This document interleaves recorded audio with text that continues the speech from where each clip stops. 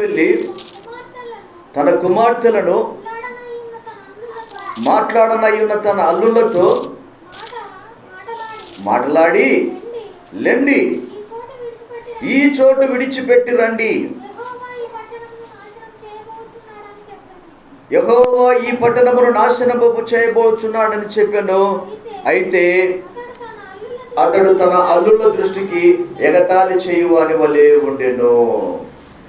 ఎగతాళి చేయువాని వలె ఉన్నాడు. ఇక్కడ దేవుడు చెబుతున్న మాట ఏమిటంటే, ఈ స్థలము మంచిది కాదు, ఈ స్థలం విడిచిపెడతామంటున్నాడంటే దేవుడు ఆ స్థలం మంచిది కాదనే కదా. ఈ స్థలము మంచిది కాదు, లెండి, ఈ స్థలమును విడిచిపెట్టండి అని దేవుడు లోతుతో చెప్పినప్పుడు, లోతు తన కుటుంబముతో చెప్పినప్పుడు, కుటుంబము దృష్టిలో లోతు ఎగతాళి చేయబడిన వాడయ్యే ఉన్నాడు. జాగ్రత్తగా గమనించండి. ఒక సత్యాన్ని మనం చెప్పేటప్పుడు ఆ సత్యాన్ని అంగీకరించకపోగా మరలా ఆ సత్యాన్ని గురించి ఎగతాళి చేసేవారు ఈరోజు లేక లేదు. ఏదన్నా మంచి చెప్పామనుకో, మంచిని ఆలకించేటువంటి రోజులు కాదు.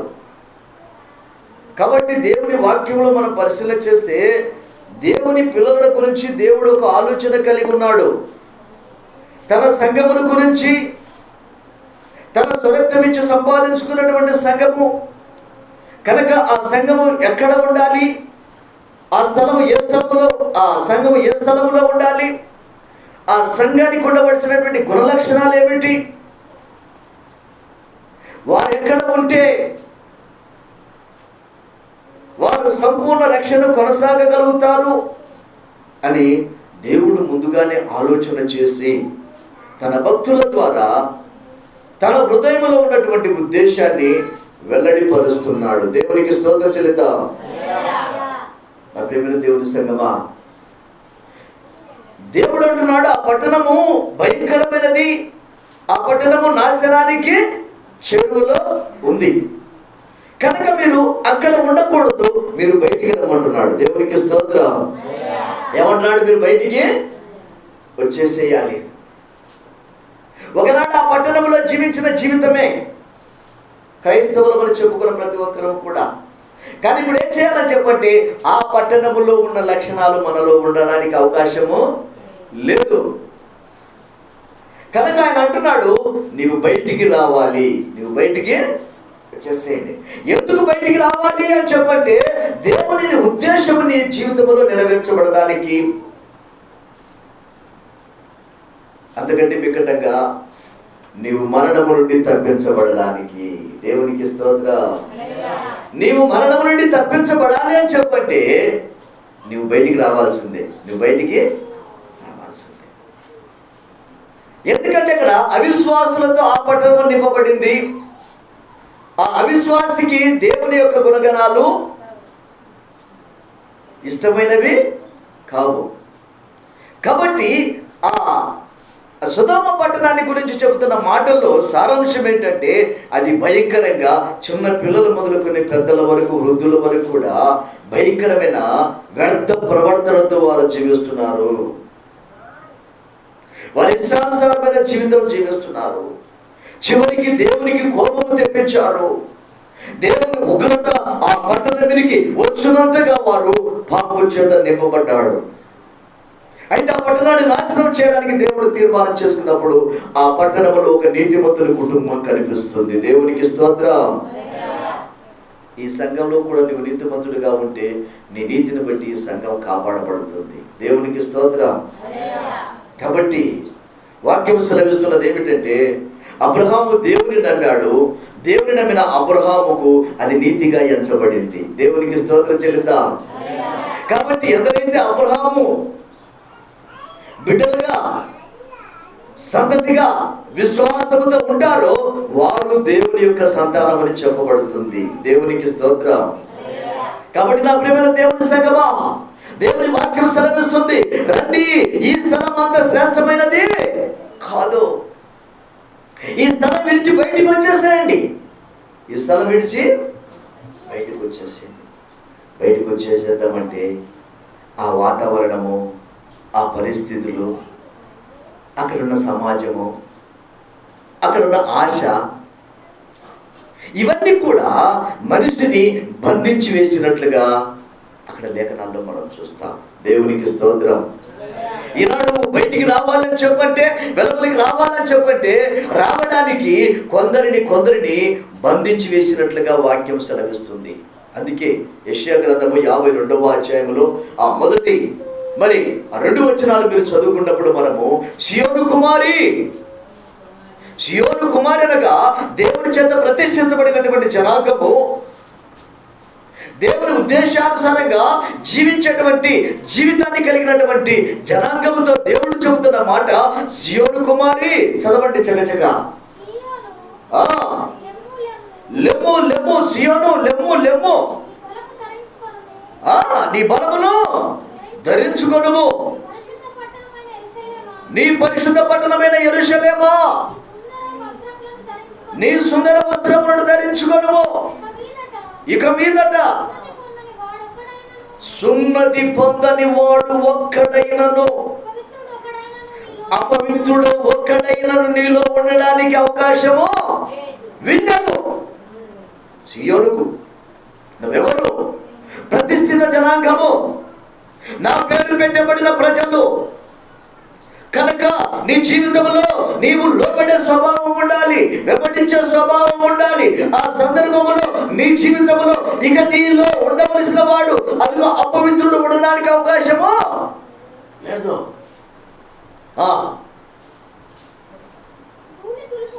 నీ ధూళి దులుపుకొనుము, యెరూషలేమా లేచి కూర్చుండుము,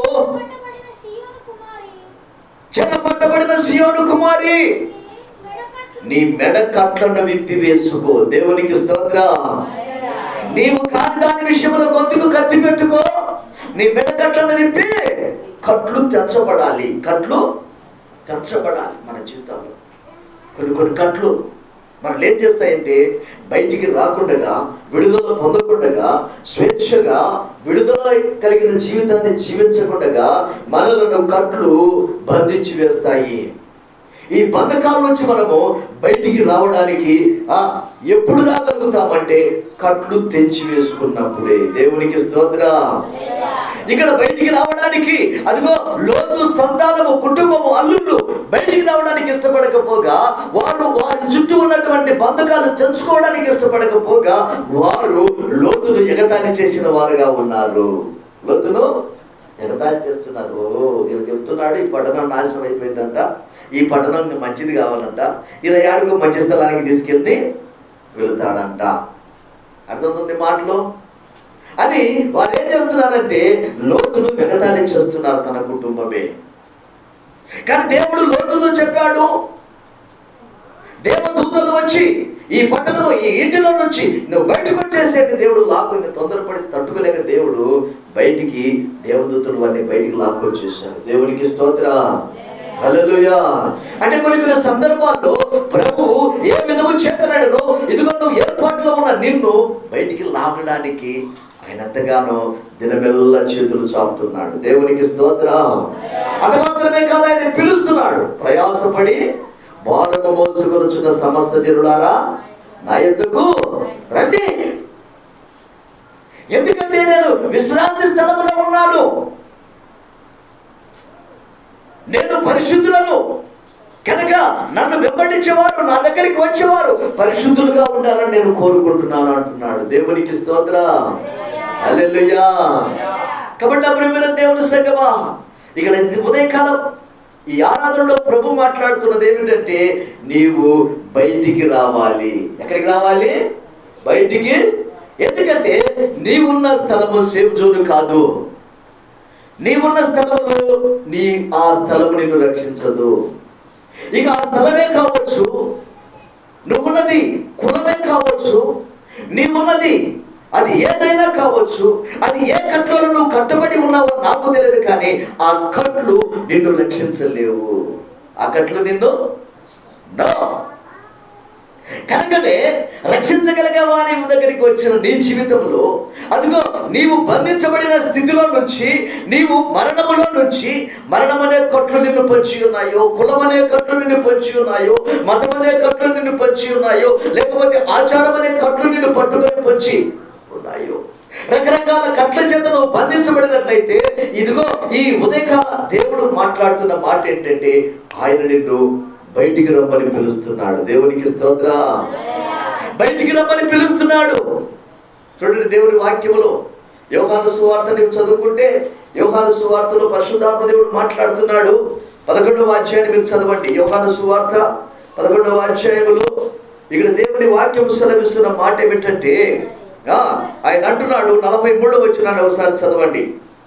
43వ వచనం చదవండి దేవుని పిల్లారా. ఆయన ఇలాగు చెప్పి లాజరు ఏమంటాడు? లాజరు బయటికి రా. లాజరు పేరు పెట్టి పిలుస్తున్నాడు ఆయన. లాజరు బయటికి. ఎక్కడున్నాడు లాజరు? అప్పటికే 4 దినాలు అవుతుంది. రోగం వచ్చింది, చనిపోయాడు. చనిపోయిన తర్వాత సమాధి చేపట్టాడు. ఇప్పుడు లాజరు ఎక్కడున్నాడు? సమాధిలో ఉన్నాడు. ఎక్కడున్నాడు? సమాధిలో ఉన్నాడు.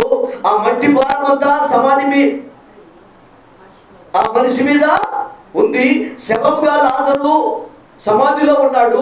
పైన మట్టి చేత కప్పబడి ఉన్నాడు. అంత మాత్రమే కాదు, ఆ లాజరును అదిగో పేద వస్త్రములతో చుట్టి వేశారు. పేద వస్త్రాలు మనిషిని పూర్తిగా చుట్టి వేశారు. ఇప్పుడు యేసు ప్రభు అంటున్నాడు, లాజరు బయటకు రా. దేవునికి స్తోత్రం. హల్లెలూయా. ఆయన ఏదైనా చేయుటకు సమర్థుడు. నీ జీవితంలో, నీ విశ్వాసంలో, నీ నిరీక్షణలో అవిశ్వాసాన్ని ప్రదర్శించకుండా నీ విశ్వాసంతో దేవుని యందు నిరీక్షణ కలిగి దేవుని కోసం నువ్వు కనిపెట్టే జీవితం నీలో ఉన్నప్పుడు దేవుడు నీ జీవితంలో అద్భుత కార్యాలు చేస్తాడు. దేవునికి స్తోత్రం. నీ కులము నీ కూడు పెట్టదు, నీ మతము నిన్ను రక్షించదు. నీ మతము నిన్ను రక్షించదు. అందుకే యేసు ప్రభు మతవాదులతో చెప్పాడు, సున్నము కొట్టిన సమాధులారా. ఏమన్నాడు? సున్నము కొట్టిన సమాధి. సమాధి చూస్తే ఎంత అందంగా ఉంటుంది, కలకల్లాడుతుంటుంది. కానీ లోపల శవము, మురిగిపోయిన ఎముకలు, కుళ్ళు పట్టిన అనుభవం. అంటే నాడు కొందరి జీవితాలు ఎలాగున్నాయి అని చెప్పంటే వారి జీవితాలు సున్నము కొట్టిన సమాధులు. అందుకే శాస్త్రులను బయలుదేరిన యేసుక్రీస్తు ప్రభువారు ఒకే మాటతో గద్దించి వేశాడు. దేవునికి స్తోత్రం. అంత మాత్రమే మందిరం విషయంలో ఆయన మాట్లాడతాడు తెలుసా? ఇది సమస్త జనులకు ప్రార్థనా మందిరం. దేవునికి స్తోత్రం. కాబట్టాడు దీన్ని దొంగల గుహగా మార్చివేస్తున్నారు. ఈనాడు దొంగల మందిరాల్లో వ్యాపార స్థలాలుగా మార్చివేస్తున్నారు. మందిరాల్లో చేయకూడని పనులు చేస్తున్నారు. మందిరాల్లో దేవునికి విరుద్ధమైన జీవితాన్ని జీవిస్తూ సంఘంలో ఉన్నామని చెప్పుకుంటూ అదిగో మరి దేవుని పిల్లలమని చెప్పుకుంటూ లక్ష్యకరమైన జీవితాల్లో జీవిస్తున్న వారిని ప్రభు గద్దిస్తున్నాడు వాక్యములో. అదే సందర్భంలో ఆయన పడిపోయిన వారిని లేవనెత్తడానికి ఆయన స్వరాన్ని వినిపిస్తున్నాడు. దేవునికి స్తోత్రం. ఆయన అంటున్నాడు, లాజరు నువ్వు బయటికి రా. అప్పటికే 4 రోజులు అయ్యింది. ఈ మాట ఎప్పుడైతే అన్నాడు, చుట్టూన్న వాళ్ళంతా జనమంతా పకపక నవ్వుకున్నారు. నవ్వుకుంటారు లేదా? సచ్చి 4 రోజులు అవుతుంది, సమాధిలో ఉన్నాడు. ఈయన వచ్చాడు, బోధకుడు బాగానే ఉంది, వాస్తవంగా కొన్ని చేశాడు కావచ్చునేమో. ఇక్కడికి వచ్చేది లాజరు లేచిరా అంటాడు. ఏం లాజరు ఆడిపోయాడు, అది కూర్చున్నాడు. ఏదో బయట ఊరు పోయాడా? బయటికి రమ్మడానికి ఇంట్లోకి నుంచి ఉన్నాడా? సమాధిలో ఉన్నాడు. ఎక్కడున్నాడు? నేను అనుకుంటాను అనేకులు ఎగతాళి చేసి ఉండొచ్చు, కానీ దేవుని మాట ఎన్నడూ నిరర్థకం కాదు. దేవునికి స్తోత్రం. లాజరు బయటికి రా అని అనకముందే వెంటనే లాజరు పేట వస్త్రములతో సమాధిలో నుండి బయటకు వచ్చేసాడు. దేవునికి స్తోత్రం చెల్లిద్దాం. హల్లెలూయా, హల్లెలూయా. నా ప్రియమైన దేవుని సంగమా, దేవుని పిల్లలను దేవుడు ఎంతగానో ప్రేమిస్తున్నాడు. వారు ఏ స్థితిలో పడి ఉన్నా, ఏ స్థితిలో కృంగి ఉన్నా ఆయన వారి జీవితాలు కట్టడానికి ఆయన మాత్రమే సమర్థుడు. కాబట్టి ఇప్పుడు పేద వస్త్రములతో కట్టబడిన వాడయ్యి బయటకు వచ్చేసాడు. అప్పుడు అంటున్నాడు ఆడ ఉన్న వారితో, వెళ్ళి అతని కట్లను విప్పండి. అతని కట్లను, ఒక దైవజనుడిగా మీ జీవితాల్లో బంధించబడినటువంటి కట్లను తెంచడానికి దైవజనుడిని దేవుడు ఏర్పాటు చేసుకున్నాడు. దేవునికి స్తోత్రం చెల్లిద్దాం. దేవునికి వ్యతిరేకమైన ఏది కట్టు నిన్ను బంధించి ఉందో, దేవుని మీద విశ్వాసం ఉంచకుండా, దేవుని మీద నిరీక్షణ ఉంచకుండా, దేవుని కార్యాల మీద దృష్టి ఉంచకుండా, దేవుడు ఎన్నెన్నో అద్భుతాలు చేయాలని ఆయన ఆలోచన. ఆయన బయటికి పిలిచింది ఎందుకో తెలుసా? నిన్ను ఒక ప్రత్యేకమైన వ్యక్తిగా ఉంచడానికి, చూడడానికి. దేవునికి స్తోత్రం. నీ జీవితంలో ఒక ప్రత్యేకమైన విలువను సంతరించుకొని నీ ఒక వినూతనమైన ఒక కొత్త వ్యక్తిగా నిన్ను ఉంచాలని ఆయన ఆశ కలిగి ఉన్నాడు. ఆయన ప్రణాళిక కలిగి ఉన్నాడు. ఆయన ముందుగానే, జగతి ఉత్పత్తికి ముందుగానే నిన్ను ఏర్పరచుకున్నాడు. దేవునికి స్తోత్రం. తల్లి గర్భంలో రూపింపగలపై నువ్వేంటో ఆయనకు బాగా తెలుసు. అందుకే నీవు ఆయన సన్నిధికి రాగలిగావు. దేవునికి స్తోత్రం చెల్లిద్దాం. చప్పట్లు కొట్టి దేవునికి స్తోత్రం చెల్లిద్దాం. ఈరోజు ఆయన సన్నిధికి వచ్చామంటే చాలా మంది ఉన్నారు, నిజమే, లక్షల మంది, వేల మంది ఉన్నారు, కానీ వందల మంది ఉన్నారు. వారిలో లేని ధన్యత దేవుడు నీకు నీకు నీకు నీకు దేవుడు ప్రసాదించాడు. దేవునికి స్తోత్రం. కాబట్టి దేవుని సన్నిధికి వచ్చిన నీ దృష్టి, దేవుని సన్నిధికి వచ్చిన నీ ఆలోచన, దేవుని స్వరం వినడానికి అన్ని వేళల నీవు సిద్ధంగా ఉండాలి. దేవునికి స్తోత్రం. అన్ని వేళల దేవుడు చెప్పినట్లు ఆయన ఎంత ప్రేమ కలిగిన దేవుడు అంటే, సొదొమ గొమొర్రా నుంచి లోతు కుటుంబాన్ని చేతులు పట్టుకొని మరీ బయటికి లాక్కొచ్చిన దేవుడుగా ఉన్నాడు. ఇది నాన్న కూడా చాలా సార్లు నీ జీవితంలో నువ్వు అనేక సార్లు వెనకడికి వేసిన దేవుడు నీ హృదయాన్ని కదిలించి నీలో ఒక వినూతనమైనటువంటి మనసును రేకెత్తించి ఆయన సన్నిధికి ఆయన నడిపించుకుంటున్నాడు. నా ప్రియమైన దేవుని బిడ్డ, ఎందుకో తెలుసా? నీ ఎడల ఆయన ప్రణాళిక కలిగి ఉన్నాడు. నీ ఎడల ఒక ఆలోచన కలిగి ఉన్నాడు. నీ ఎడల ఆయన మేలైన ఉద్దేశములు కలిగి ఉన్నాడు. ఆయన నిన్ను బయటికి పిలిచేది ఎందుకు తెలుసా? నీకు కీడు చేయాలన్న ఉద్దేశం కాదు, కానీ నీకు మేలు జరిగించాలని ఆయన ఆశ కలిగి ఉన్నాడు. ఏమిటి ఆ మేలు చెప్పంటే, నీకు భౌతికంగా నీ జీవితాన్ని చక్కగా కట్టాలనే ఆయన ఆలోచన. ఆ తరువాత నిన్ను యుగ యుగాలు ఆయనతో ఉంచుకోవాలని, నీ జీవితంలో మరణము నీ మీద ఏలుబడి చేయకుండా నిన్ను ప్రశస్తమైనటువంటి వ్యక్తిగా నిలబెట్టాలని ఆయన కోరిక కలిగి ఉన్నాడు. దేవునికి స్తోత్రం చెల్లిద్దాం. కాబట్టి భక్తి విషయంలో నీవు రాజీపడితే మాత్రము దేవుని కార్యాలలో చూడలేవు. ఒకనాడు పశ్చాత్తాపడవలసి వస్తుంది. నేను చెబుతాను, నీవు గాన సమాజ మందిరాన్ని, సమాజ కూటములను, దేవుని సంఘాన్ని నీవు మరిచిపోయి ఒకవేళ అవగాహన లోపము ద్వారా నీవు దూరంగా ఉంటే ఒకరోజు పశ్చాత్తాపడే రోజు వస్తుంది. కాబట్టి నా ప్రియమైన దేవుని సంఘమా, జాగ్రత్తగా పరిశీలన చేసుకొని, ఇది నా ప్రభు వాక్యం సెలవిస్తుంది. వినండి దేవుని వాక్యం. దేవుడు నిన్ను బయటికి రమ్మని పిలుస్తున్నాడు. మీకు అర్థమైతే ఈ వాక్యం ఎవరు పిలుస్తున్నాడు? ఆయన బయటికి రా. ఇదివరకు స్థలంలో నీవు ఉంటే అది క్షేమదాయకము కాదు, నీకు ఆశీర్వాదము కాదు. నీ జీవితంలో నేను చేసే కార్యాలు నీవు చూడలేవు. నీవు అక్కడి నుంచి బయటికి రావాలి. ఇదివరకు నా జీవితము చీకటి, ఇప్పుడు ఆయన పిలిచే స్థలము వెలుగు. దేవునికి స్తోత్రం. వెలుగుకు చీకటికి పొద్దు కొదలదు. చీకటిలోని జీవితం నువ్వు ఏమీ చేయలేవు. వెలుగులోనికి వస్తే నీవు అన్ని చేయగలుగుతావు, అన్ని చూడగలుగుతావు. దేవునికి స్తోత్రం. కాబట్టి నా ప్రియమైన దేవుని సంగమా, నువ్వు వెలుగులోనికి రావాలి. వెలుగు సంబంధిగా నువ్వు జీవించాలి. నీవు చీకటి సంబంధిగా జీవించడానికి అవకాశము మనం యెషయా భక్తుల ద్వారా తెలుసుకున్న మాట ఏమిటంటే ఆ 52 అధ్యాయంలో, ఇక నీ దగ్గర అపవిత్రత నీతో ఉండడానికి అవకాశము లేదు, అవిధేయత నీతో ఉండడానికి అవకాశము లేదు, చీకటి నీతో ఉండడానికి అవకాశము లేదు. దేవుడు ఎంత ప్రేమ కలిగిన వాడు! ఇవన్నీ నీకు గుర్తు చేస్తూ వీటి నుంచి నువ్వు తప్పించబడి నీవు బయటికి రావడానికి ఆయన ఒక మార్గాన్ని సరళం చేశాడు. అదే యేసుక్రీస్తు మార్గము. ఆయనే నేనే మార్గమును అంటున్నాడు. దేవునికి స్తోత్రం. ఆ మార్గంలోనికి వస్తున్న నీ జీవితంలో కొద్దిపాటి ప్రతికూల పరిస్థితులు ఎదురవుతాయి, కానీ అవి ప్రతికూల పరిస్థితులుగా నీ జీవితంలో పరిగణించబడవు. శాశ్వతంగా అవి నేను ఇబ్బంది పరచలేవు. కొంత సమయమే. లాజరును 4 రోజులు సమాధి బంధించింది, సమాధిలో ఉన్నాడు. కానీ 4వ రోజు సమాధి దేవుని మాట చెప్పగానే లాజరును బంధించడం సాధ్యమో? దేవునికి స్తోత్రం చెల్లిద్దాం. లాజరును బంధించలేకపోయింది. ఎందుకంటే దేవుడు ఒక మాట చెబితే అలర్ట్ చేయకూడదు, బయట ఉండాలి మీరు. దేవుడు ఒక మాట చెబితే ఆయన నెరవేర్చే దేవుడు. ఆయన దేవునికి స్తోత్రం. ఆయన నెరవేర్చుటకు సమర్థుడు. ఆయన నెరవేర్చడానికి సమర్థుడు నీ జీవితంలో.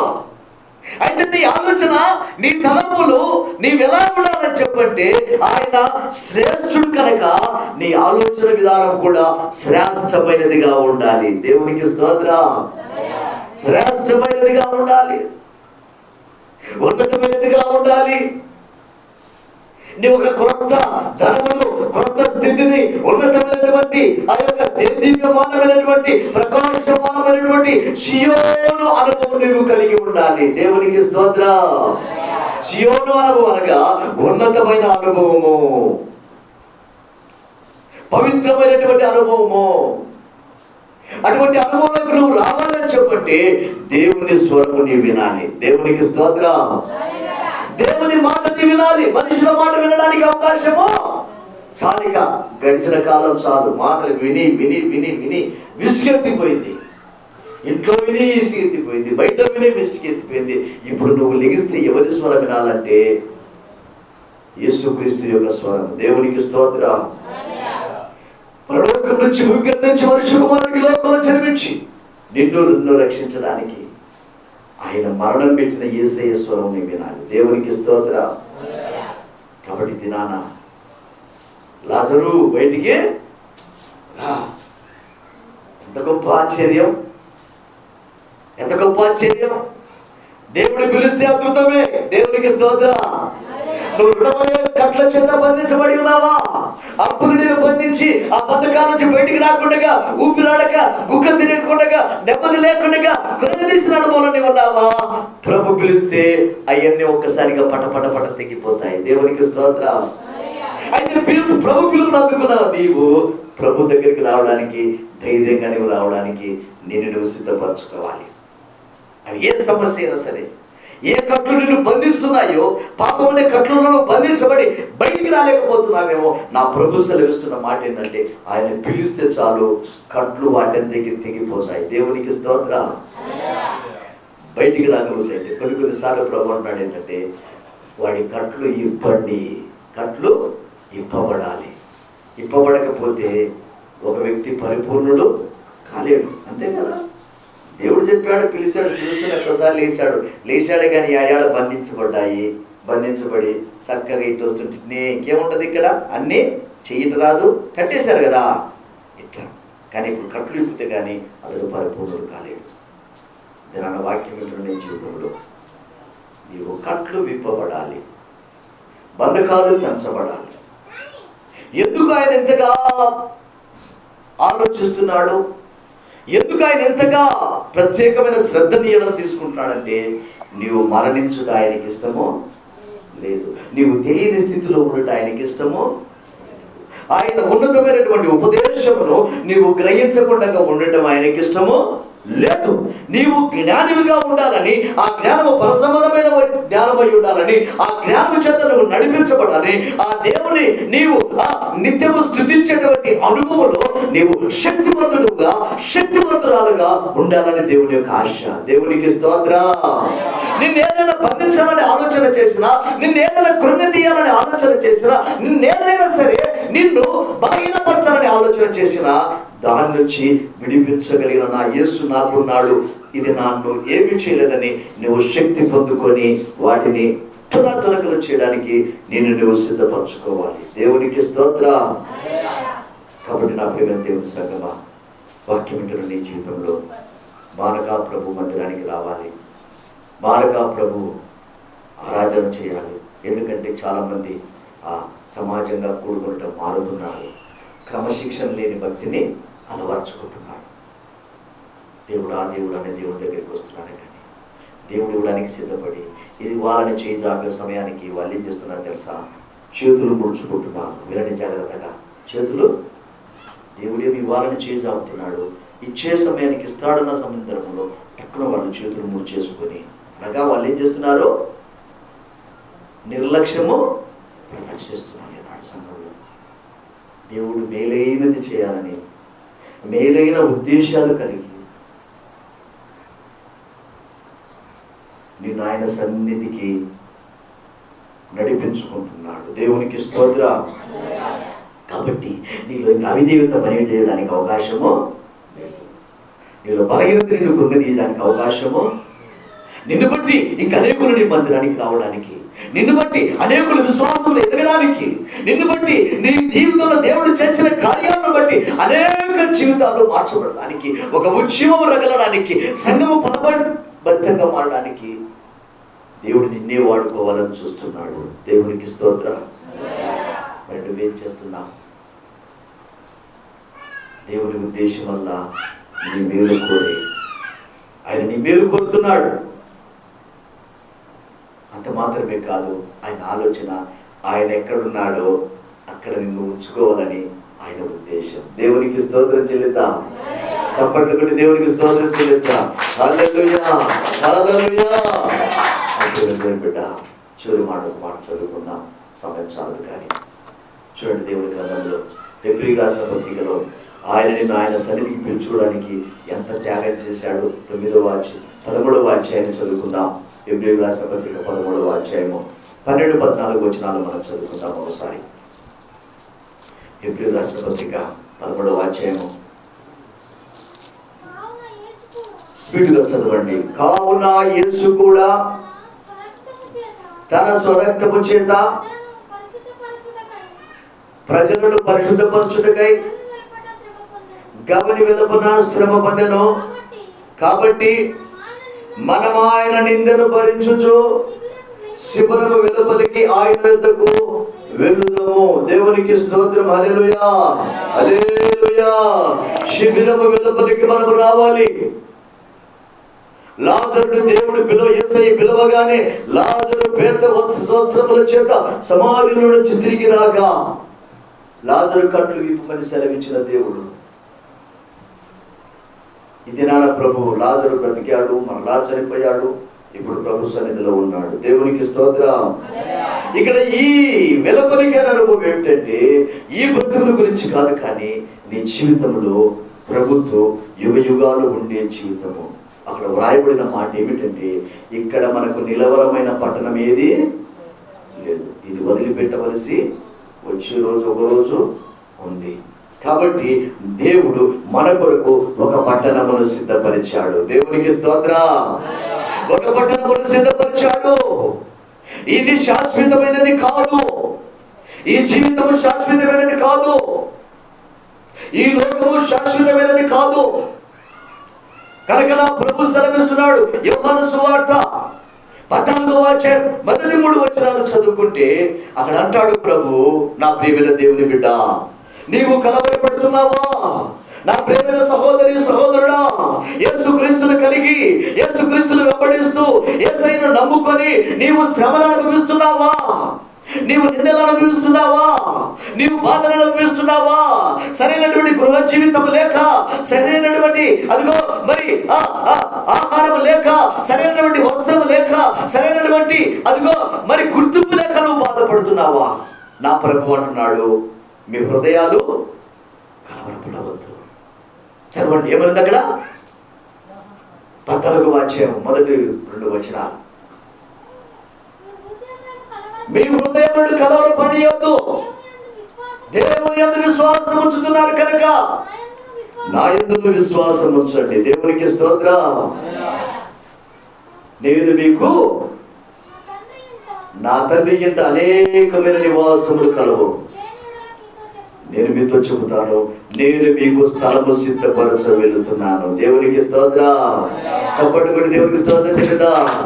నేను మీకు స్థలము సిద్ధపరచ వెళుతున్నాను. గమని వెలుపలికి వెళ్ళిన జీవితము, బయటికి వచ్చిన జీవితము ఎక్కడి దాకా నడిపించబడుతుందంటే పరలోకములో నీకు నివాస స్థలము దేవుడు సిద్ధపరిచాడు. దేవునికి స్తోత్రం. ఇది ఖరీదైన స్థలం అంటావా? అది ఖరీదైన స్థలం అంటారా? ఏది ఖరీదైన స్థలము? పరలోకమే ఖరీదైన స్థలం, విలువైన స్థలం, ఘనమైన స్థలము, పరిశుద్ధమైన స్థలము, ఉన్నతమైన స్థలము. దేవుడు అంటున్నాడు, ఈ స్థితి నీది కాదు, కానీ ఈ స్థితిలో నుండి నేను ఉన్నతమైన స్థితిలో ఉంచాలని ఆశక్తి కలిగి ఉన్నానని ప్రభువారు సెలవిస్తున్నారు. కనుక దేవుని కట్టడ, దేవుని ఉద్దేశాన్ని మనము గుర్తుపట్టి దేవుని పిలిచినప్పుడు, దేవుని పిలుపునందుకొని ఆయన సన్నిధికి వచ్చిన మన జీవితాల్లో ఆయన ఏది చెబితే అది చేయడానికి మనం సిద్ధంగా ఉండాలి. దేవునికి స్తోత్రం. ఆయన నీ కొరకు, నా కొరకు శ్రమను అనుభవిస్తూ, నిందలు అనుభవిస్తూ, ఆ గొల్గొతా కొండని, ఆ వెలపటికి, గవిని వెలపటికి, ఊరి వెలపటికి తీసుకువెళ్ళి ఆయనను ఆ శిలువలో భయంకర హింస చేత మేకులు కొట్టి, తలపై ముళ్ళ కిరీటం పెట్టి, ఆ వేదన దేనికోసం తెలుసా? ఆయన నిన్ను వేదనల నుండి తప్పించడానికి. దేవునికి స్తోత్రం. ఈ మాట నమ్మాలి, ఈ మాట నమ్మాలి. అబ్రహాము ఈ మాట నమ్మాడు, అది అతనికి నీతిగా ఎంచబడింది. కాబట్టి ఎవరైతే ఈ అబ్రహాము నీతిమంతుణ్ణి గ్రహిస్తారో వారు దేవుని పిల్లలుగా పరిగణించబడతారు. అబ్రహాము ఉన్న పాటును అన్ని విడిచి బయటికి వచ్చేసినాను కనుక ఈ దినాన ప్రభు మాట్లాడుతున్నాడు ఏమిటంటే, పదే పదే దేవుడు నిన్ను పిలిచేది ఏంటంటే, నువ్వు బయటికి రా. ఏమంటున్నాడు? నువ్వు రా. చాలు, ఉన్నంతకాలం ఇక చాలు. శ్రమ పడింది చాలు, కృంగిపోయింది చాలు, వేదన చెందింది చాలు. ఇక నువ్వు అలా ఉండడం నాకు ఇష్టము లేదు. నువ్వు బయటికి రా.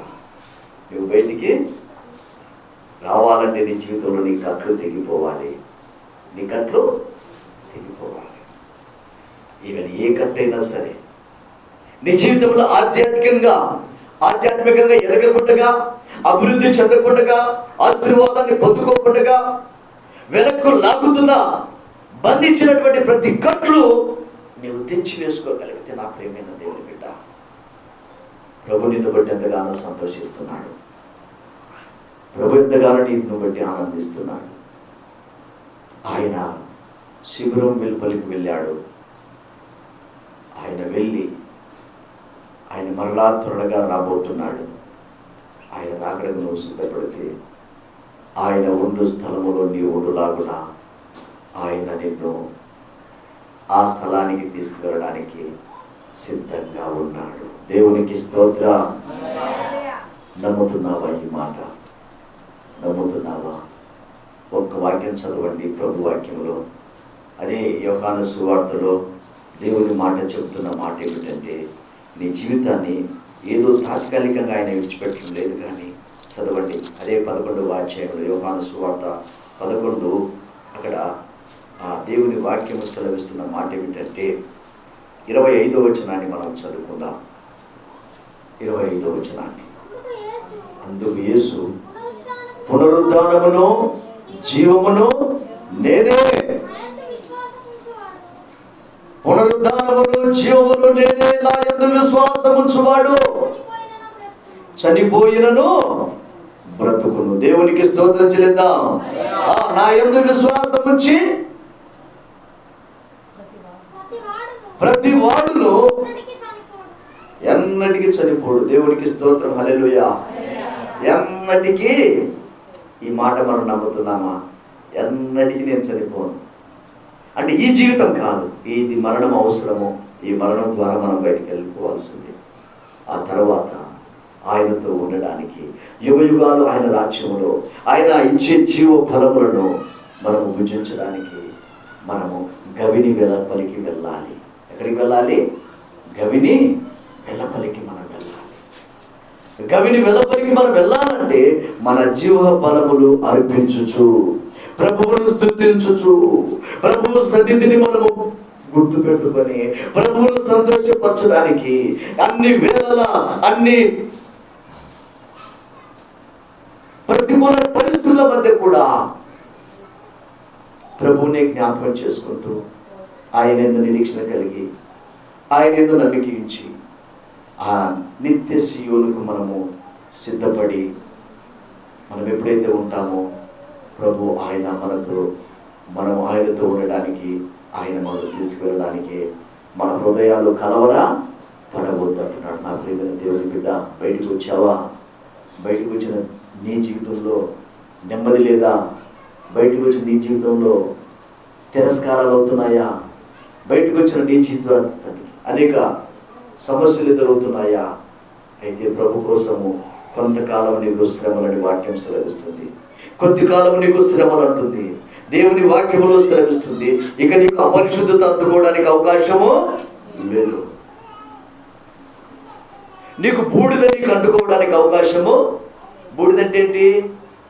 దేనికి ఉపయోగం లేని నిరుపయోగమైనది నిన్ను ఆవరించడానికి అవకాశం లేదు.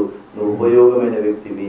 ఒక ఉపయోగమైన స్థితిలో, ఉన్నతమైన స్థితిలో దేవుడు నిన్ను ఉంచేవాడుగా ఉన్నాడు. దేవునికి స్తోత్రం. కాబట్టి నా మాట విని నన్ను పంపిన వాని యందు విశ్వాసం ఉంచిన వాడు ఎన్నటికీ చనిపోడు.